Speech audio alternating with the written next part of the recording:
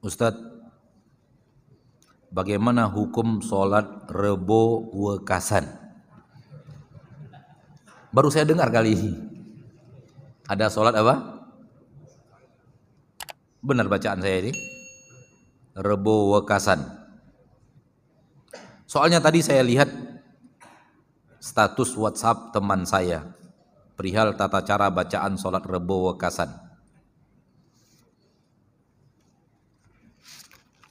Gunakan mata untuk hal-hal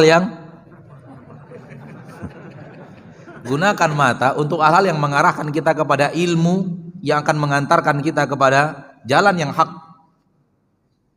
Jangan biarkan dia liar melihat ini, melihat itu.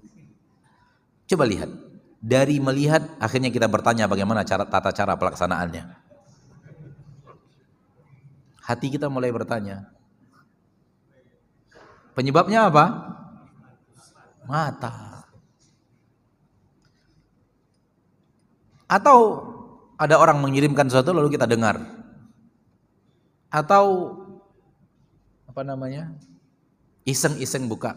Sudah tahu dia sering membicarakan yang tidak sesuai dengan sunnah Rasulullah SAW. Ingin tahu apa sih pembicaraannya. Dia bicara apa sih? Pinjamkan mata kita, pinjamkan telinga kita kepada orang yang akan mengisinya dengan ketakwaan dan ilmu.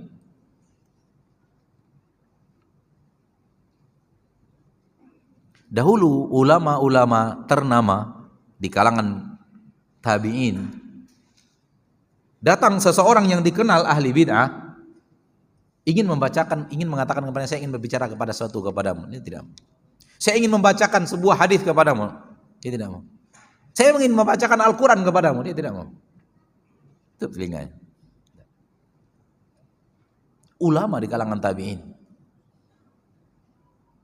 Karena itu yang mereka pelajari dari para sahabat Rasulullah sallallahu alaihi wasallam. Tidak sembarangan mata itu melihat sesuatu, tidak sembarangan telinga itu untuk mendengarkan sesuatu.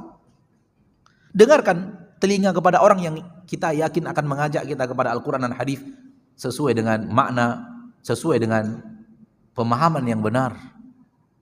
Tidak diambil dari semua orang agama ini. Kalimat rebo saja di hadis Nabi ada di mana ya? Lalu dihubungkan antara sholat dengan hari Rebo. Allah. Sama dengan zikir-zikir malam Jumat Kliwon misalnya. Kita pernah mendengar ada orang yang di malam Jumat Kliwon baca ini 100 kali, baca ini 200 kali. Dibacanya di malam Jumat Kliwon.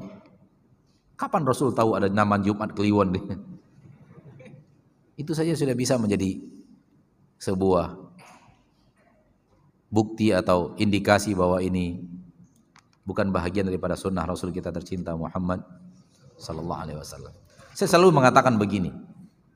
Untuk mengikuti Rasul dengan amalan-amalan yang telah diamalkan Rasul, tinggal ngikut saja kita nggak kuat.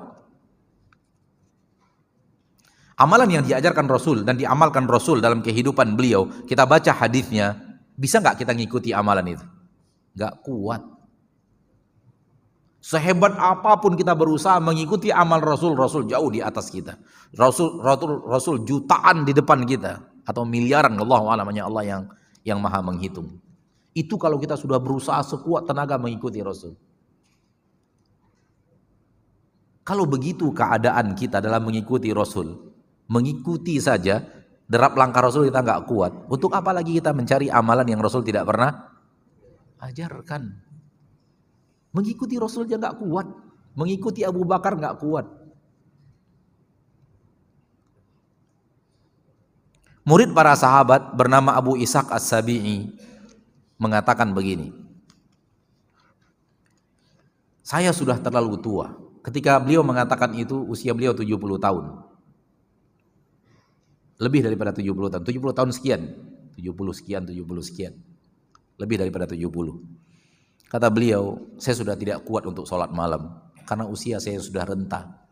Tidak sekuat saya ketika masih tulang-tulang berulang saya sudah kuat. Sudah lemah, tidak sekuat yang dulu. Sehingga saya tidak bisa sholat tahajud lagi panjang-panjang. Sekarang hanya bisa sholat tahajud sekira-kira Al-Baqarah dan Ali Imran.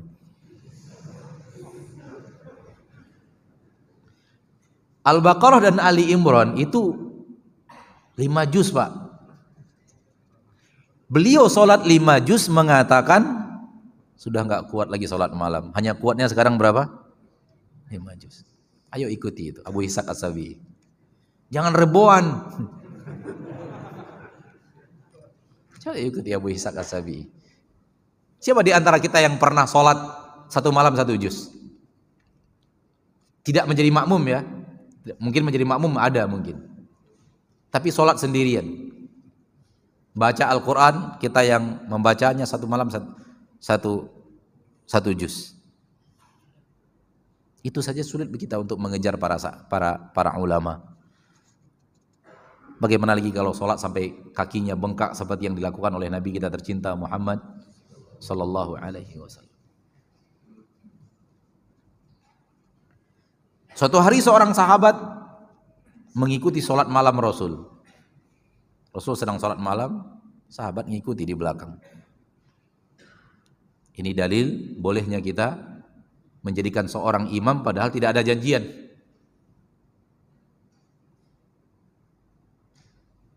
Dan bolehnya bertukar niat dari sholat sendiri menjadi imam. Rasul awalnya sholat sendiri, tiba-tiba sahabat datang menjadi makmum, berarti Rasul menjadi imam. Perlu enggak tukar usolinya? Enggak perlu. Karena memang niat itu letaknya di hati. Awalnya sholat sendiri. Setelah itu tiba-tiba ada yang jadi makmum, otomatis niat berubah menjadi imam. Nah. Kata sahabat ini, Rasul membaca di rakaat pertama surat Al-Baqarah. Maka saya mengira sekitar 100 ayat Rasul akan ruku. Ternyata setelah 100 ayat Rasul masih lanjut. Sehingga saya mengira paling setengah Al-Baqarah Rasul akan ruku. Al-Baqarah akan dibagi 2 oleh Rasul ini. Sudah lewat setengah ayat, setengah surat Al-Baqarah Rasul masih baca. Sehingga saya mengira, oh mungkin 1 rakaat ini Al-Baqarah semua. Dalam hati. Dan ini menunjukkan bahwa sesuatu yang terbesik di dalam hati dalam sholat tidak membatalkan sholat. Saya akan mengira Rasul setelah Al-Baqarah selesai akan ruku. Ternyata setelah selesai Al-Baqarah Rasul lanjut surat An-Nisa sampai selesai. Saya mengira setelah An-Nisa Rasul akan ruku. Rasul lanjut surat Ali Imran 1 rakaat. Begitu di dalam hadisnya, Al-Baqarah dulu dibaca Rasul, kemudian An-Nisa, kemudian Ali Imran. Ini menunjukkan bolehnya membaca surat ini dulu baru kemudian surat di belakangnya, itu boleh. Karena itu ijtihad. Para sahabat menempatkan mana surat yang pertama, mana yang kedua. Dan tidak ada halangan sekiranya kita baca yang di depan dulu baru pindah ke belakangnya. Sampai-sampai saya berniat buruk.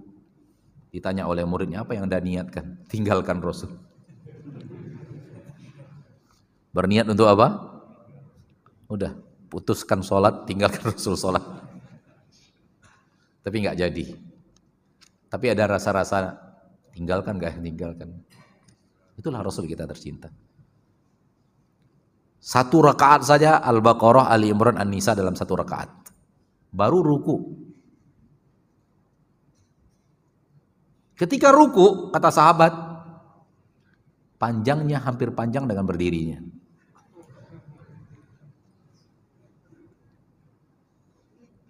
Sekali-sekali antum coba sholat malam, ruku sekuat yang antum bisa. Coba sekali-sekali coba. Pasti nggak sekuat Rasul, yakin saya. Pasti nggak, entahlah ya. Tapi kalau prediksi saya belum akan sampai satu Al-Baqarah, belum sampai mungkin. Berat, Pak. Ruku panjang itu berat, lebih berat daripada sujud. Karena bobot badan kita ditahan oleh tangan yang nempel ke kaki. Itu betul-betul kalau tidak manusia super sehat nggak bisa seperti itu. Rasul sangat kuat. Shalawatu Rabbi wa salamu alaihi. Coba sih. Suatu saat ada waktu antum kosong di keesokan harinya lebih banyak kosong, libur, saya coba sholat sepanjang mungkin rukunya. Kalau ingin panjang ruku itu harus panjang juga bacaannya. Saya hanya ingin mengatakan rumit, berat, nggak akan kuat kita sepanjang Al-Baqarah, nggak kuat. Saya yakin nggak kuat. Rasul hampir rukunya itu hampir sama panjang dengan bacaan Al-Baqarah, An-Nisa dan Ali Imran. Jadi sekali lagi mengikuti Rasul aja kita nggak kuat. Untuk apa kita mencari amal ibadah yang Rasul tidak ajarkan? Wallahu a'lam.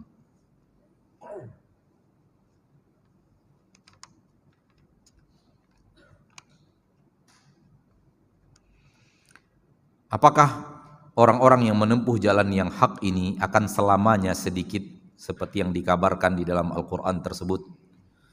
Atau apakah ada masanya umat yang menempuh jalan yang hak ini menjadi banyak? Hukum mayoritasnya sedikit. Hukum mayoritasnya sedikit. Dan setiap hukum mayoritas ada pengecualian. Namun mayoritas zaman pengikut kebenaran adalah sedikit. Kapan pengikutnya banyak? Ketika Islam jaya di zaman Abu Bakar, Umar dan Utsman. Ketika dunia dipimpin oleh umat Islam, dipimpin oleh para sahabat.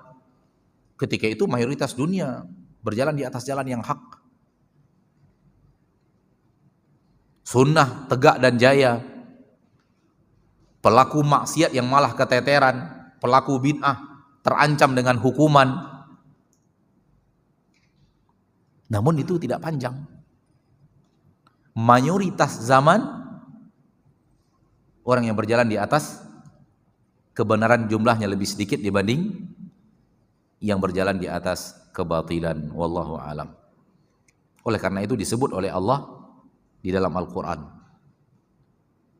kalau kebanyakan manusia berada di atas kesesatan. Karena itu hukum mayoritas. Hukum selalu diambil dari angka mayoritas. Hukum tidak diambil dari angka minoritas. Oleh karena itu di zaman sekarang ada kesalahan di saat kejadiannya hanya minoritas selalu diterapkan hukumnya. Padahal itu kejadian minim, bukan kejadian mayoritas. Dan itu dari situ kita bisa menilai ada maksud dan tujuan yang aneh dalam hal tersebut. Harusnya hukum ditetapkan untuk angka mayoritas, kejadian mayoritas. Adapun kejadian minoritas tidak letakkan peraturannya di situ karena itu minoritas. Kejadian yang sangat minim terjadi. Harusnya diletakkan pada angka mayoriti.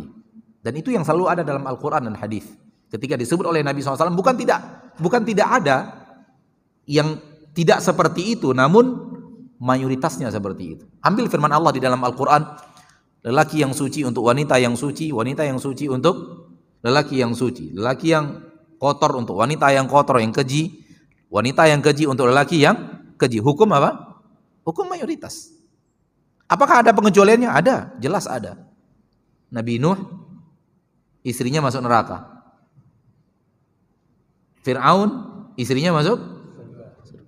Dan akan ada yang ternyata dia lelaki baik, dapatnya pasangannya wanita yang tidak baik, atau sebaliknya. Tapi itu minoritas. Itu apa? Minoritas. Sehingga mayoritas adalah apa yang Allah katakan di dalam Al-Quran tadi. Lelaki suci untuk wanita suci. Wanita suci, wanita baik-baik untuk lelaki yang baik-baik. Lelaki yang keji akan berjodoh dengan wanita yang keji pula. Wanita yang keji berjodoh dengan lelaki yang keji, yang buruk pula. Itu angka mayoritas. Hukum mayoritasnya seperti itu. Bukan tidak ada pengecualian. Buktinya dari Rasul-Rasul Allah Tabaraka wa Ta'ala, Allah buat pengecualian.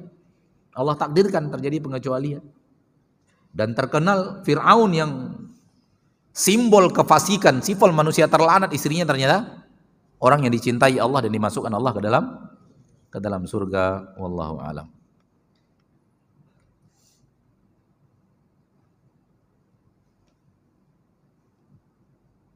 Apakah benar kalau kita tidak menjaga pandangan mata dari yang haram, ilmu yang kita dengar, ilmu yang kita pelajari tidak akan masuk ke dalam hati? Apabila mata tidak dijaga dari melihat yang haram, maka hati akan kotor. Dan ilmu biasanya tidak akan bersarang di hati yang kotor. Kalau ataupun ada ilmu di sana, hanya ilmu secara teori, tidak ilmu secara yang diinginkan Allah, yaitu ilmu yang mendatangkan berkah, ilmu yang membuat hati itu memerintahkan seluruh anggota tubuh sesuai dengan konsekuensi ilmu itu. Ilmu yang tinggal di dalam hati yang tidak berbentuk amalan itu bukan ilmu. Karena ilmu dalam agama kita yang terpuji adalah ilmu yang akan mendatangkan amal. Sehingga kalau ataupun dia tahu ilmunya, berkah daripada ilmu itu hilang. Tahu, akan tetapi dia tetap tidak akan mengamalkan ilmu tersebut. Ini bukti bahwa ilmu tidak bersarang di dalam hati. Ilmu yang bersarang di dalam hati, yang bersih, adalah ilmu yang akan mendatangkan amal. Ilmu yang mempengaruhi hati untuk beramal dan memerintahkan anggota tubuh, karena seluruh perintah kepada anggota tubuh datang dari hati itu. Oleh karena itu kita akan bisa melihat orang yang hafal Al-Quran, hafal hadis masih berbuat maksiat. Iya. Kenapa? Ilmu yang ada masuk ke dalam hatinya tidak berpengaruh kepada hati itu. Kenapa? Karena maksiat yang dilakukan membuat hati kotor. Imam Syafi'i dinasihati oleh gurunya Imam Waqi dengan mengatakan, wa akhbarani bi annal ilma nurun wa nurullahi la yu'tahul 'asi. Guruku Waqi mengatakan ilmu itu adalah cahaya, dan cahaya Allah tidak Allah berikan kepada orang-orang yang berbuat maksiat. Hati bagaikan wadah. Syekh Saleh Al-Utsaimin mengatakan hati bagaikan wadah. Apabila dimasukkan ke dalamnya yang kotor, isinya kotor. Dan di dalam wadah yang kotor, ilmu tidak akan bersarang. Ilmu tidak mau kecuali hati yang bersih. Kalau ataupun masuk ilmu secara pengetahuan, ilmu itu tidak akan merubah kekotoran yang ada di dalam hati, sehingga berkah ilmu itu hilang. Akhirnya tahu, tapi seperti orang yang tidak tahu. Tahu itu haram, tapi bagaikan orang yang tidak tahu itu haram. Tahu itu wajib, tapi bagaikan orang yang tidak tahu itu adalah kewajiban. Ini indikasi bahwa orang itu sampai ke dalam hatinya ilmu, namun tidak ada berkah daripada ilmu itu. Akhirnya apa? Ilmu itu mengantarkannya kepada sesuatu yang lebih parah daripada tidak tahu sama sekali. Terdapat dalam Al-Quran surat Shaf, ayat yang kedua, ya ayyuhalladzina amanu lima taquluna ma la taf'alun kabura maqtan 'indallahi an taqulu ma la taf'alun. Hai orang-orang yang beriman, kenapa engkau ucapkan sesuatu yang engkau tidak amalkan? Sangat besar amarah Allah terhadap orang yang bisa mengatakan sesuatu namun tidak dia kerjakan. Apa ini? Sudah sampai kepadanya ilmu, tidak sampai kepada amalan, akan mendatangkan murka Allah lebih dahsyat daripada tidak tahu sama sekali. Maka ini bukanlah ilmu. Ilmu yang dipuji adalah ilmu yang akan mendatangkan berkah kepada orang yang berilmu itu. Maka mata yang sering mengotori hati, telinga yang sering mengotori hati, membuat ilmu yang masuk ke dalam hati itu tidak bermanfaat. Dan Rasulullah SAW berlindung kepada Allah dari ilmu yang tidak mendatangkan manfaat. Sampai di sini pertemuan kita pada malam yang berbahagia ini. Semoga Allah Tabaraka wa Ta'ala Rabbul Izzati wal Jalal memberikan kepada kita taufik agar hidup kita di permukaan bumi selalu kita sadari sementara untuk sebuah tujuan bernama surga, mencapainya dengan ketaatan untuk mendapatkan ridho Allah, agar Allah hadiahkan surganya kepada kita. Dan di dalam surga insya Allah semoga kita menjadi penduduk-penduduk surga itu, kita akan bertemu dengan Allah yang kita rukuk dan sujud kepadanya. Semoga Allah Tabaraka wa Ta'ala wafatkan kita semua di atas husnul khatimah. Semoga Allah Tabaraka wa Ta'ala ampunkan dosa-dosa kita di yaumil hisab. Subhanakallahumma wa bihamdika asyhadu an la ilaha illa anta astaghfiruka wa atubu ilaik.